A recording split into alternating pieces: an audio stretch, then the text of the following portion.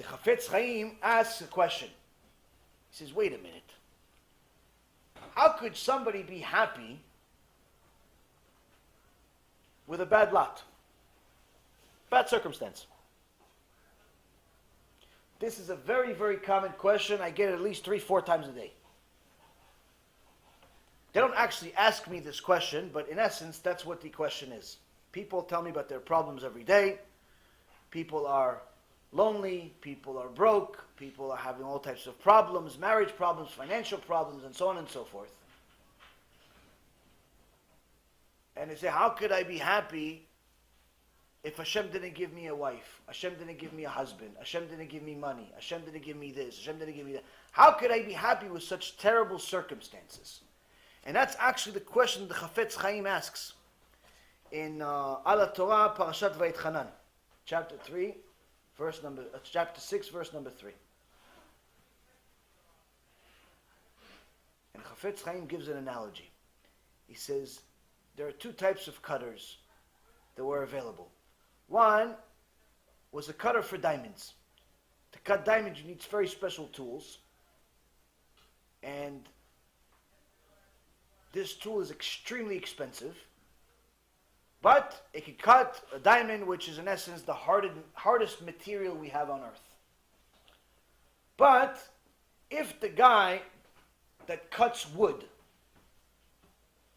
wants to cut wood, he should use a regular saw that you can buy from Home Depot for $5, and you're finished. But what if he wants to use the $3,000, $4,000, $5,000, $6,000 diamond cutter? It's not going to be good. Not only is it not going to cut the wood, but it'll destroy the $6,000 cutter. Why? It's not the right one. It's not the right saw. It's not the right tool. That's the part we don't understand. And the Chafetz Chaim is saying is that you're thinking that you're supposed to be something else. You're supposed to be rich when you're not. You're supposed to be married when you're not. You're supposed to have this amount of kids when you don't. You're supposed to be in this town when you're not. We're constantly thinking that we're supposed to be somewhere else. Because we're thinking that we would be better off if we have a different circumstance. But what Chafetz Chaim is trying to teach us, he says, no, you have to understand. You are simply a servant of HaKadosh Baruch Hu. And HaKadosh Baruch Hu created you with certain types of tools. He gave you a heart that can deal with this amount of pressure. Which means that when you have a certain amount of problems, Hashem gave you the heart to deal with those problems. You have the right tool to deal with your problems. You don't have the right tools to deal with his problems. If you are giving his problems, even though it looks easier, he only has money problems. You may have health problems. So you're thinking, this guy's a big complainer. Well, he's just complaining about money. Guess what? If you were given his test, you'd fail miserably. Yeah, but how? My test is much more difficult. I'm sick all the time. Yes, but that's because you were given a heart that could deal with this. You're given a tool that could deal with this health problem. You may have not been given the heart to deal with this money problem.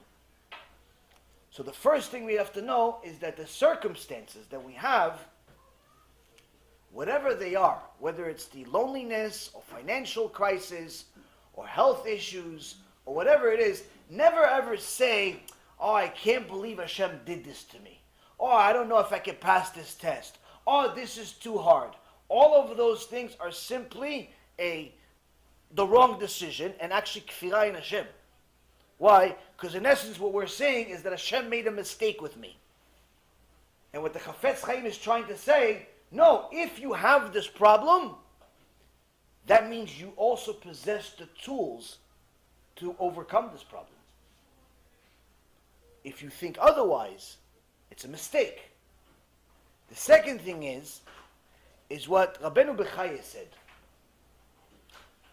Rabbeinu Bechaye says something extremely interesting.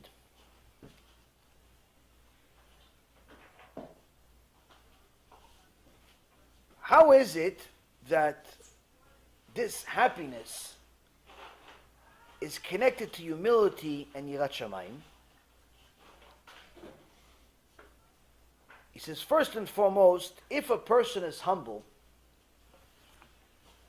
that means that they would have had to have Yirat Shamayim first. Because the Pasuk says in the Mishlei, Ekev Anava Yirat Hashem. The heel of humility is fear of Hashem. Meaning if a person fears Hashem, he'll eventually become humble. So if a person has Yirat Shamayim, he's naturally going to become humble. He's going to know where he stands.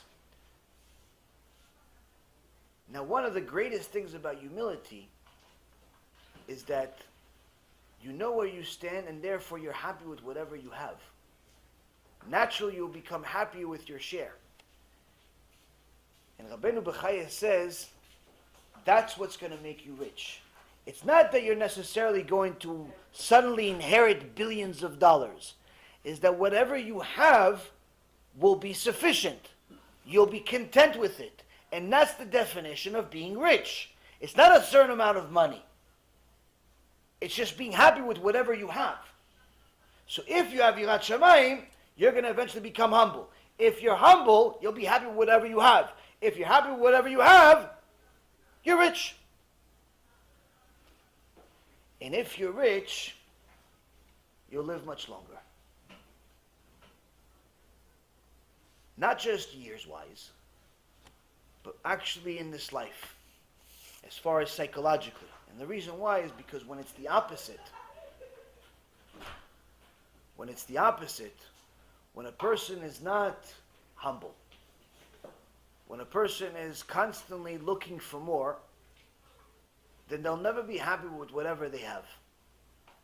As the Midrash Kohelet Rabbah says, someone that has 100 wants 200. Someone that has 200 wants 400. Someone that has 400 wants 800. Meaning that the more a person has, the more they feel like they're missing. Meaning that the richest guy is also the poorest guy. In his mind. He has the most. He has $1 billion, but in his mind, he should have $2 billion. Whereas us, we have $50. So what we want? We want another $50. We want 100. So who's really, psychologically, who's poor? He feels like he's lacking much more. Now, in his mind, he's never going to have enough. Because there's no such thing as a person dying with even half of what they wanted. Meaning he not only currently, he feels like he should have double what he actually has, but he'll continuously go down in level to the point where even after he dies, he's going to get to a point that even that half that he has of what he wanted is no longer going to be enough either. That unless the person humbles himself, it's just going to, the damage will continue. Now, when a person is prideful about things, he ends up wanting more and more than what he actually has, which literally makes his entire life just one sad story. He's sad about everything. But what is he sad about? This is the chidush. If you actually think about it, it's pure genius. That we would have never arrived at this thought, but after you hear it, you're going to say, yeah, of course I would have arrived at it. What's the genius here? Think about this. Someone that's proud, someone that wants more than what they have. Why? Because they feel entitled. He feels like whatever he has is not enough. Why? Because he thinks he's better than what he really is. Right? He is driving a little Toyota. But he's like, nah, come on, Toyota for somebody like me. Minimum Mercedes. Minimum. Once he has a Mercedes, he goes, yeah, Mercedes was yesterday. Ferrari maybe. Once there's a Ferrari, he wants a plane. He wants this. It's never enough. Why? Because he's proud, because he thinks of himself much, much more. So which means that he's always going to be lacking. It's never going to be enough. He's always going to think that he should have more. He needs to get more. It'll never be enough. Which will make his life one long sad story. But what is he sad about? When it comes down to it, Rabbeinu Bechaya says he's sad about a life that does not belong to him. He's sad about something else. He's sad about all the stuff that doesn't belong to him.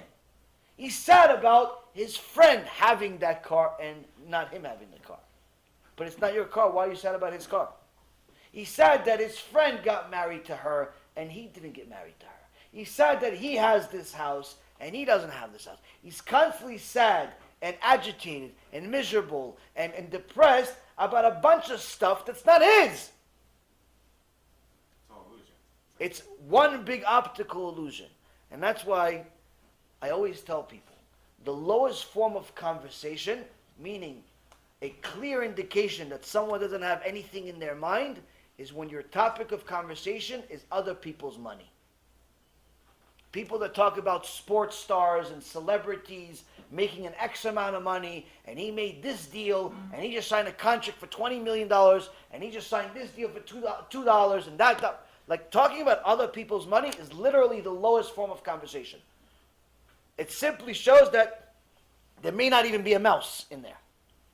Why? Why do you care what he has? Is he going to pay your bills? Like, if this baseball player hits extra 5 home runs and makes an extra $1 zillion, whatever he's going to make, how's that going to affect you? What do you care? Oh, yeah, but he signed a deal with the Mets. So? Yeah, but he should have been with the Yankees. Why? Because he would have made more money.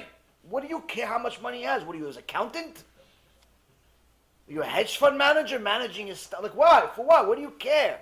But this, Rabotai, is this literally the topic of discussion of the entire generation.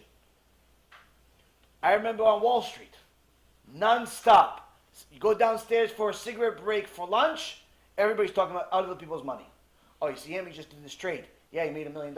Yeah, he made $200. Yeah, but it's not as much as that guy. It's not as much as this guy. Oh, that baseball player, that rapper, that celebrity, that movie star. Constantly talking about other people's money.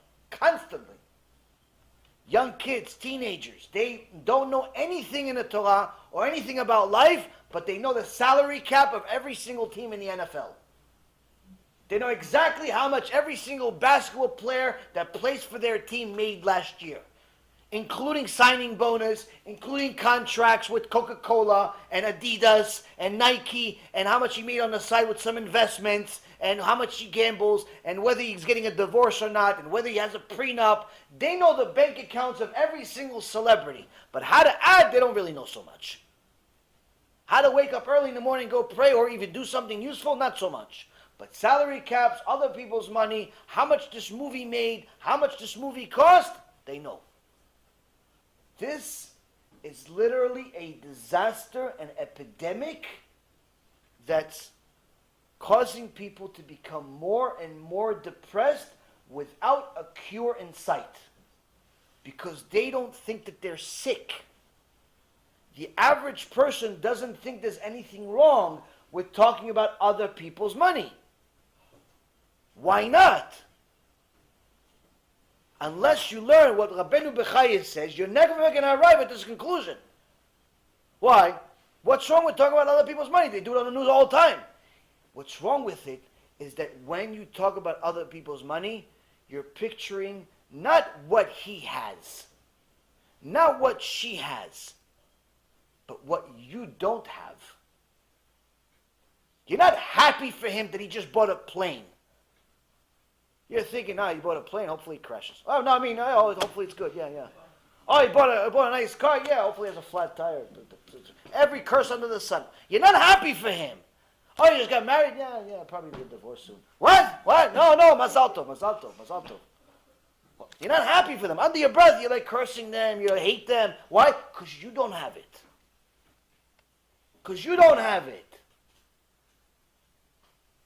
That's why the Gemara says something